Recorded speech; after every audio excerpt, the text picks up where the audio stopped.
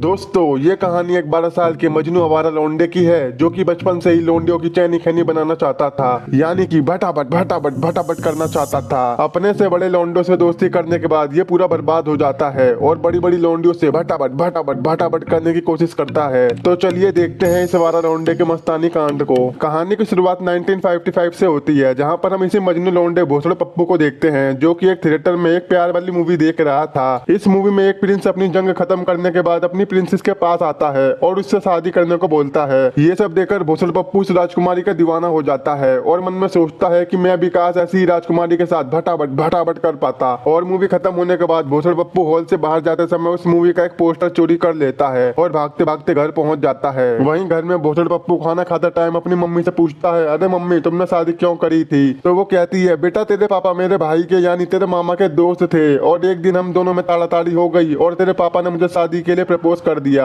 इसके बाद शाम को भोसड़ पप्पू अपने एक दोस्त हूत के प्यासे के पास चला जाता है जो उम्र में भोसड़ पप्पू से काफी बड़ा था। वो भोसड़ पप्पू को एक लड़की की फोटो दिखाता है तो वो भी हूत के प्यासे को अपनी मूवी वाला पोस्टर दिखाता है, लेकिन हूत के प्यासे को ये पोस्टर जरा भी पसंद नहीं आता था क्योंकि ये हूत का पूरा पैसा था और फैंटेसी वाली फिल्में ये कभी नहीं देखता था। अब रात को हूत का प्यासा भोसड़ पप्पू को टना टन के बारे में बताता है और फिर उसे लड़कियों को इम्प्रेस करने की निंजा टेक्निक बताता है। वो कहता है लौंडियों से ज्यादा भाभीियों पर ध्यान दो क्योंकि गेम उन्हीं का बजाना चाहिए जो गेम बजवाने में माहिर हो। ये सारी बातें तो भोसड़ पप्पू के सर के ऊपर से जा रही थी। वो मन में सोचता है भोसड़ी का ये कौन सी बातें कर रहा है जो मुझे अभी तक नहीं पता, चलो उससे ज्ञान ले लेता हूँ, ज्ञान मिल जाएगा। तो फिर हूत का प्यासा उसे बताता है कि ये देख, ये होता है मौत का कुआं जिसके पीछे पूरी दुनिया दीवानी है और ये होता है हैंड पंप। अगर इसका पानी मौत के कुएं में चला जाता है तो बहुत से तुम जैसे भोसड़े पप्पू पैदा हो सकते हैं जिसे साइंस में कहते हैं रिप्रोडक्शन और इसे 10वीं क्लास में पढ़ाया जाता है। ये एक दिन हर किसी को करना होता है और तेरे मॉम डैड ने भी यही किया है, जब तो तू बाहर आया है। अब इसके बाद ये दोनों एक कार्निवल में चले जाते हैं। वहीं हूत का पैसा भोसड़ पप्पू से कहता है कि हमें यहाँ पर तुम्हारे लिए कोई ना कोई लड़की जरूर मिल जाएगी और तू करने में बिल्कुल भी मत डरियो क्योंकि मैंने पहले कई बार यहाँ पर सब किया है। तभी हूत के पैसे को एक लौंडिया दिखाई देती है तो वो भोसड़ पप्पू को उसके साथ राइड पर जाने को कहता है। अब जोश जोश में भोसड़ पप्पू वहाँ चला तो जाता है लेकिन उसकी फटके 64 हो जाती है। वहीं वो लौंडिया भोसड़ पप्पू के करीब आने की कोशिश तो कर रही थी लेकिन भोसड़ पप्पू की गेंदी फटी हुई थी जिससे वो लौंडिया उसके साथ कुछ नहीं करती। राइड खत्म होने के बाद हूत के पैसे को पता चलता है कि भोसड़ पप्पू ने उस लौंडिया के साथ कुछ भी नहीं कर पाया। इसके बाद वो दोनों कार्निवल में वुमेन फाइट देखने के लिए चले जाते हैं जहाँ पर भोसड़ पप्पू की मुलाकात एक सुंदर सी महिला से होती है जिसे देखकर हूत का पैसा कहता है कि ये औरत तुम्हारे लिए बिल्कुल परफेक्ट है। और ये सुनकर भोसड़ पप्पू का मन भी ललचा जाता है और वो वहीं पर उस औरत की चैनी खैनी बनाने की ठान लेता है। तभी वो औरत अपने बॉयफ्रेंड के साथ फाइट देखने के लिए फाइटिंग हॉल में चली जाती है। फिर वो दोनों भी उसके पीछे पीछे हॉल के अंदर चले जाते हैं। वहीं फाइट देखते समय उस औरत का बॉयफ्रेंड उसे सबके सामने किस करने लगता है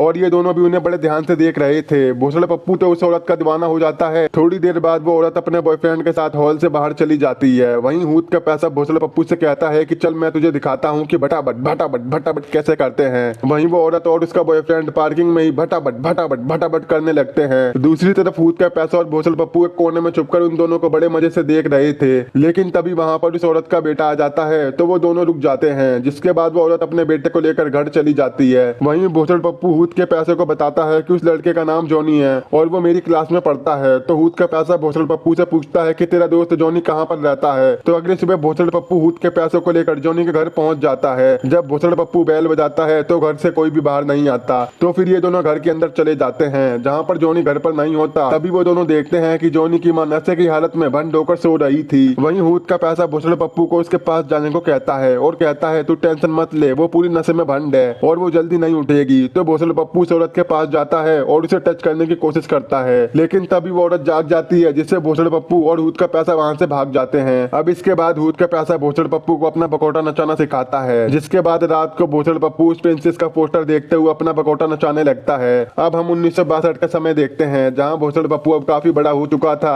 ये अभी भी नल्ला था और ना ही इसकी कोई बंदी थी। ऊपर से अब इसे दाने वाली बीमारी भी हो जाती है जिस वजह से उसके पूरे फेस पर दाने ही दाने भर चुके थे। और आज उसके स्कूल में ग्रेजुएशन का डे था, लेकिन उससे पहले वो अपने डॉक्टर के पास चला जाता है जहाँ डॉक्टर उससे कहता है कि तुम्हें अभी और दवाई खानी पड़ेगी। अब स्किन की प्रॉब्लम की वजह से भोसड़ पप्पू ग्रेजुएशन डे पर अपने स्कूल नहीं जाता। वहीं रात को भोसड़ पप्पू का दोस्त विल उसकी डिग्री लेकर उसके घर आता है और वो उसे उसकी डिग्री देता है। विल भोसड़ पप्पू से पूछता है कि क्या तुम आज रात स्कूल डांस में नहीं आ रहे हो। तो भोसड़ पप्पू से कहता है कि मैं ऐसी हालत में वहां नहीं जाना चाहता। इसके बाद विल भोसड़ पप्पू को अपने साथ लेकर एक ट्रेन के पास चला जाता है और वो दोनों उसका लॉक तोड़कर उसके अंदर चले जाते हैं जिसमें काफी सारी दारू रखी हुई थी। अब दारू के नशे में भोसड़ पप्पू विल को अपनी एक पोएट्री सुनाता है जो उसने क्लास की सबसे खूबसूरत लड़की लीजा के लिए लिखी थी। प्यार किस्मत है कोई ख्वाब नहीं, ये वो खेल है जिसमें सब कामयाब नहीं, जिन्हें इश्क की पनाह मिली वो कुछ ही लोग हैं, दोस्तों पर जिनकी सेटिंग बग गई उनका कोई हिसाब नहीं। ये सुनकर विल कहता है कि तुझे स्कूल डांस में जाना चाहिए और लीजा से अपने प्यार का इजहार करना चाहिए, क्या पता वो पट्टी जाए। तो इस पर भोसड़ पप्पू कहता है साले मेरा फेस देखने के बाद लीजा मुझसे बात भी नहीं करेगी। पर विल के फोर्स करने पर भोसड़ पप्पू स्कूल डांस में चला जाता है जहाँ पर लीजा बिल्कुल अकेले बैठी होती है। तो विल भोसड़ पप्पू को लीजा से बात करने के लिए उसके पास जाने को कहता है, पर जैसे ही वो जाता है तो वहाँ एक दूसरा लौंडा लीजा के पास आकर डांस करने लगता है। इसके बाद विल भोसड़ पप्पू को लेकर पार्टी से बाहर आता है जहाँ विल की कार में उसकी एक फ्रेंड मरीना बैठी होती है। विल भोसड़ पप्पू को बताता है कि मरीना एक बहुत बुरी लड़की है,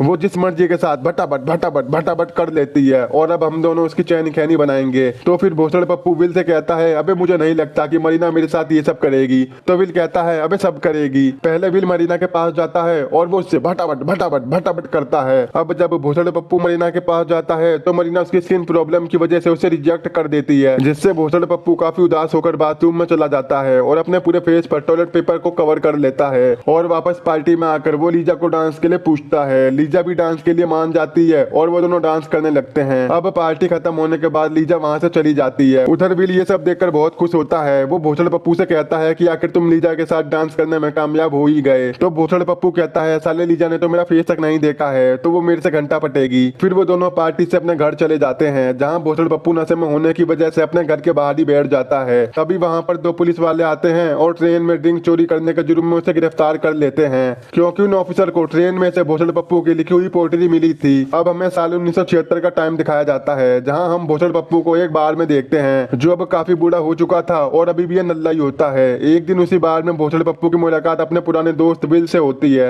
भोसड़ पप्पू की लाइफ तो अब पूरी तरह से बर्बाद हो चुकी थी। अब इसके बाद वो दोनों बार से बाहर चले जाते हैं। रास्ते में उन्हें एक घर के बाहर एम्बुलेंस दिखाई देती है जो वहाँ पर एक डेड बॉडी लेकर आई थी। तो वो दोनों जल्दी से नशे की हालत में उस डेड बॉडी को उठाकर एक सीक्रेट प्लेस पर ले जाते हैं। भोसड़ पप्पू जैसे उस डेड बॉडी के फेस पर से कपड़ा हटाता है तो वो उसकी सुंदरता को देखकर उसका दीवाना हो जाता है क्योंकि वो डेड बॉडी भोसड़ पप्पू को वैसी ही लग रही थी जैसे उसने बचपन में थिएटर में प्रिंसेस को देखा था। उसके बाद भोसड़ पप्पू उस डेड बॉडी के साथ भटाभट भटाभट करने लगता है। आज भोसड़ पप्पू ने पहली बार किसी के साथ ये काम किया था और आज उसकी बचपन की इच्छा पूरी हो गई थी। लेकिन विल को ये सब जरा भी अच्छा नहीं लगता और वो भोसड़ पप्पू से कहता है कि अब हमें इस डेड बॉडी को जला देना चाहिए वरना पुलिस हमें पकड़ लेगी। लेकिन भोसड़ पप्पू उससे कहता है कि इतनी खूबसूरत लड़की को हम ऐसे नहीं जला सकते। इसके बाद वो दोनों उस बॉडी को लेकर समुद्र के किनारे चले जाते हैं। भोसड़ पप्पू का कहना था कि ये डेड बॉडी ही मेरा सच्चा प्यार है और फिर वो उस डेड बॉडी को उठाकर समुद्र के अंदर चला जाता है और वहीं पर भोसड़ पप्पू की भी मौत हो जाती है। अगली सुबह जब विल नींद से जागता है तो वो हर जगह पर भोसड़ पप्पू को ढूंढने की कोशिश करता है और यहीं पर ये मूवी खत्म हो जाती है। आई होप अगर आपको मेरा एक्सप्लेन पसंद आया हो तो आज ही हमारे चैनल को सब्सक्राइब, वीडियो को लाइक और शेयर जरूर कर देना। अगर आपको ये मूवी देखनी है तो आप हमारे टेलीग्राम के चैनल से देख सकते हो।